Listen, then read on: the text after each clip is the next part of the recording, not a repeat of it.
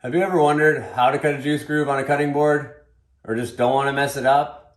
Well, if you answered yes, you're going to want to stick around and watch this video, because today I'm going to show you how you can make your own juice groove just like this using only a palm router and some scrap 2x4. So let's get it.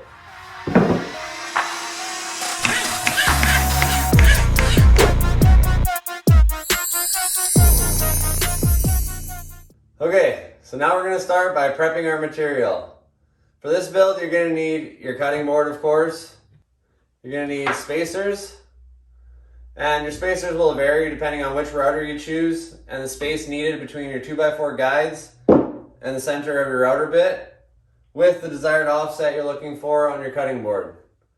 So I wanted a 1/2 inch offset on my cutting board, so I decided to go with 1.25 inch spacer blocks.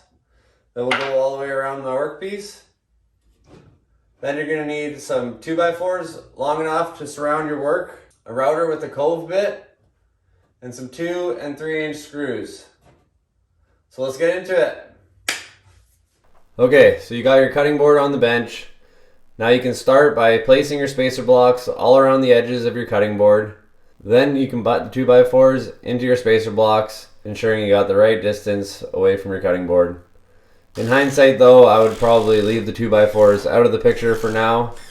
Then screw down your spacer blocks, and once your spacer blocks are screwed down, then you can take some 3 inch screws and start toe screwing your 2x4s tight to the spacer blocks.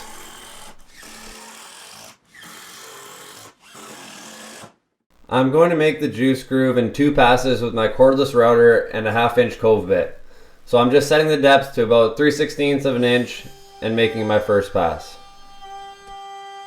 Notice here I'm making the cut in a clockwise motion because of the way the bit is spinning. It keeps my router against the 2x4 guide and my cut straight.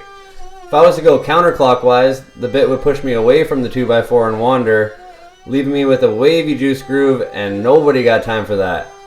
Let me know in the comments if you've had this issue and ruined a cutting board in the past.